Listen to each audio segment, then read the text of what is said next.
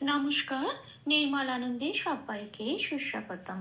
গুরুদেব প্রভু শ্রীকৃষ্ণ রাধা মায়ের আশীর্বাদকে সারথি করে শ্রীমদ্ ভগবত গীতার প্রণাম মন্ত্র দিয়ে শুরু করছি আজকের গীতা পাঠ। শ্রীকৃষ্ণ হৃদয়ং গীতা সংসার মরণাশিনীম কেন ভক্তিম মুক্তিদাত্রীম গীতা দেবীম নমস্তুতে। ওম নমো ভগবতে বাসুদেবায়। ওম নমো ভগবতে বাসুদেবায়। ওম নমো ভগবতে বাসুদেবায়। রাধে রাধে রাধে রাধে রাধে রাধে রাধে রাধে রাধে রাধে। শ্রীমদ্ ভগবত গীতা দ্বিতীয় অধ্যায় শ্লোক নম্বর 6। न चैतद्विद्मकतरन्नगरीयाः यद्वा जयेम यदिवा नु जयेयुः यदेव हत्वा न जिजीविषामः तेव स्थिता प्रमुखे धृतराष्ट्राः। আচ্ছা, এখানেও এই শ্লোকটাও একটু সুর দিয়ে তো এখানে একটু ভেঙে ভেঙে বলে দিই। প্রথম থেকে যে কিভাবে আমি এই সংস্কৃতের উচ্চারণের সুবিধার জন্য কিভাবে বাংলা হরফ একটু সাজিয়ে নিয়েছি, বাংলা হরফেই উচ্চারণগুলো লিখে দিয়েছি।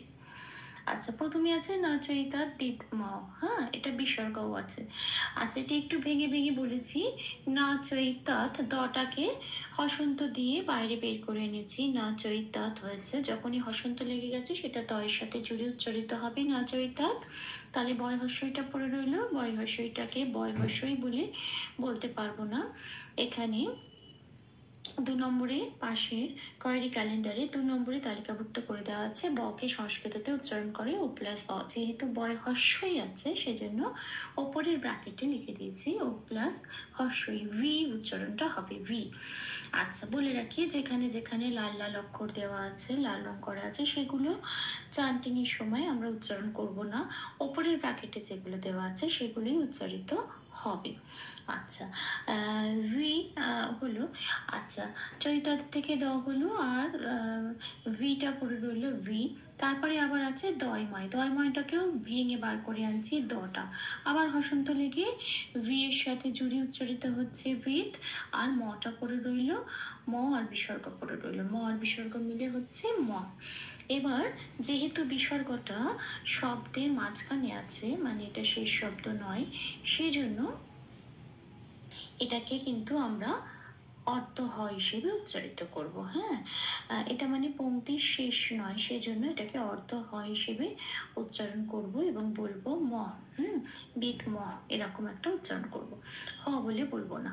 আচ্ছা, তারপরের অক্ষরে চলে আসি। তারপরের শব্দে হচ্ছে কতরণ্য। কতরণ্যটাকে একটু ভেঙে নিয়েছি, নটাকে হসন্ত লাগিয়ে বার করে নিয়েছি, রয়ের সাথে জুড়ে উচ্চারিত হচ্ছে রণ, আর আরেকটা ন পড়ে রইল, সেই নয়করটা এমনি রয়ে গেল কতরণ্য।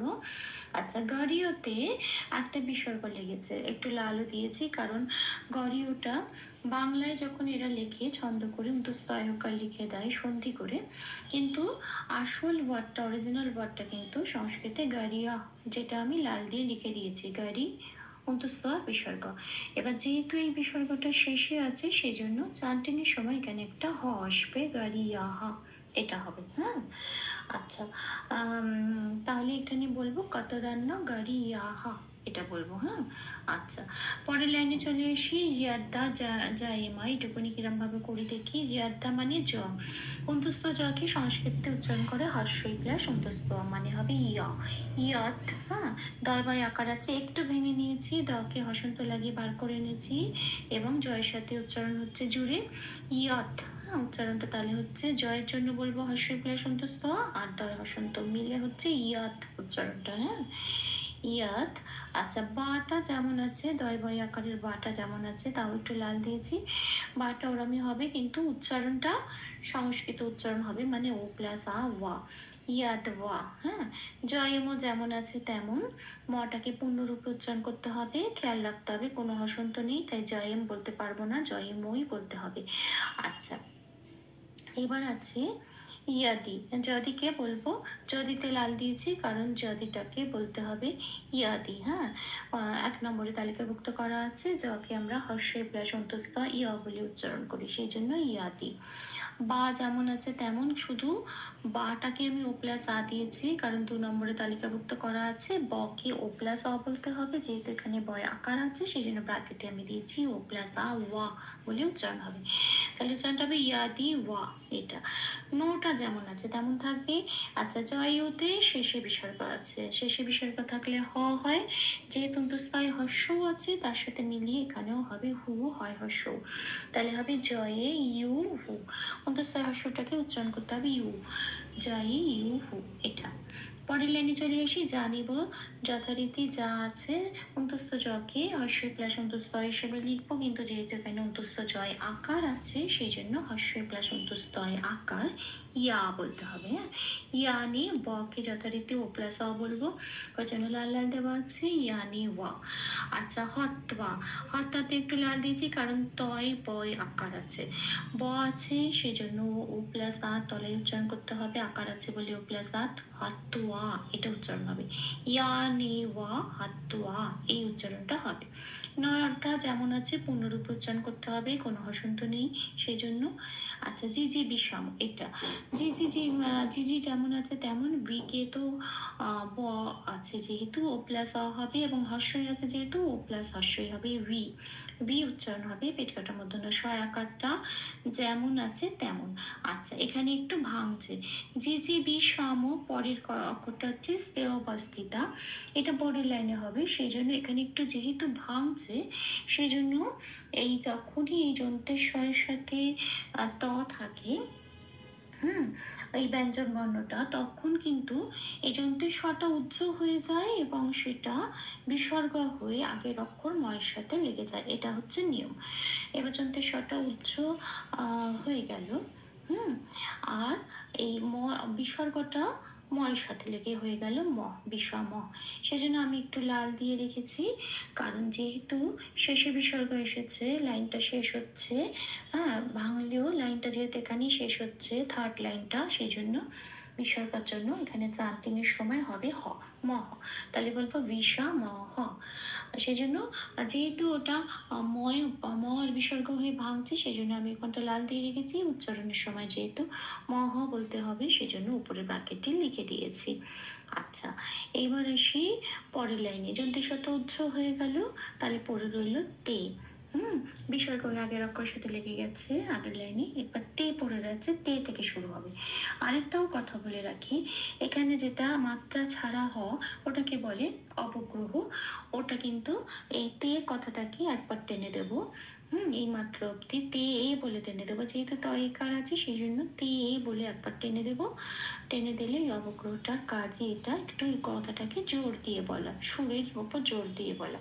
যেমন আমরা বলি নমস্তুতে, এই যে টানটা দিলাম নম, ওইটা অবগ্রহের কাজ, এখানেও তাই তে বলে একটু টেনে দেবো। ব আছে, ও প্লাস অ উচ্চারণ করব, তাহলে কি হবে অবগ্রহের জন্য, ওই জন্য অবগ্রহটা লাল দিয়েছি, ওটা উচ্চারণ হবে না, উচ্চারণ হবে এ। তে স্থিতা, ও প্লাস অস্থিতা যেমন আছে তেমন, বিসর্গ আছে কিন্তু বিসর্গটা আছে শব্দের মাঝখানে, শেষে নয়, সেই জন্য এটা অর্ধ মানে হয় হসন্ত হিসেবে উচ্চারিত হবে, তে স্থিতা। প্রমুখে যেমন আছে তেমন প্রমুখে। আচ্ছা, ধার্ত রাষ্ট্রতে তয় রেপ আছে, 3 নম্বরে তালিকাভুক্ত করে দেওয়া আছে, যখনই রেপ থাকে রয় হসন্ত লাগে এবং রয় হসন্ত হয়ে আগের অক্ষরের সাথে জুড়ে উচ্চারিত হয়, এখানে আগের অক্ষর ধা, ধায়ের সাথে জুড়ে ধার বলে উচ্চারিত হবে, ধার, তটা ফ্রি হয়ে গেল, তটা পূর্ণরূপে উচ্চারিত হবে ধার। তো রাষ্ট্র যেমন আছে তেমন শেষে বিসর্গ আছে, শেষে বিসর্গ থাকলে হ হবে, আর যেহেতু আকার আছে রাষ্ট্রায় সেই জন্য তার সাথে মিলিয়ে হয় আকার হবে হা, তাহলে হলো ধার্ত রাষ্ট্রা হা। তাহলে পেলাম তে স্থিতা প্রমুখে ধার্ত রাষ্ট্রা হা। ভুল ত্রুটি ক্ষমা করে দেবেন, অনুশীলনের সুবিধার জন্য 3 বার করে চান্ট করে দেওয়ার চেষ্টা করছি। না চাই তদ্বিতমা কতরান্ন করিয়াহ यद्वा ययेम यदि भूनुजयेयुः यानेव हत्वा न जिजीविषामः तेव स्थिता प्रमुखे धृतराष्ट्राः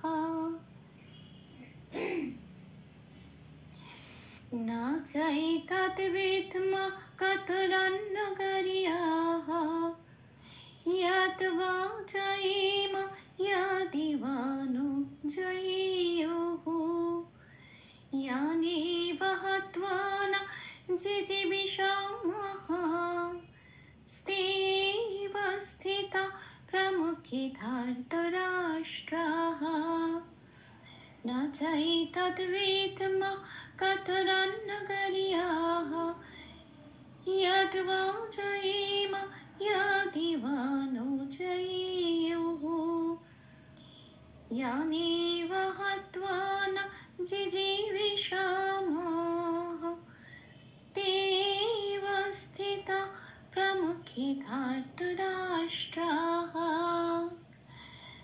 राधे राधे राधे राधे राधे राधे राधे राधे राधे राधे। तप्त कांचन गौरांगीं राधे वृंदावनेश्वरी वृषभानुसुते देवी तां प्रणमामि हरे प्रेम। প্রভু ও শ্রী রাধামায়ের কৃপা দৃষ্টি আমাদের সবার উপর বর্ষিত হোক। আপনাদের সহযোগিতা ও ভালোবাসাই আমার অনুপ্রেরণা। আমার সকল ভুল ত্রুটির ক্ষমাপ্রার্থনা প্রভুর চরণে অর্পণ করলাম। ওম কৃষ্ণায় বাসুদেবায় হরয়ে পরমাত্মনে প্রণত ক্লেশনাশায় গোবিন্দায় নমো নমঃ। শ্রীকৃষ্ণার্পণমস্তু। জয় শ্রীকৃষ্ণ।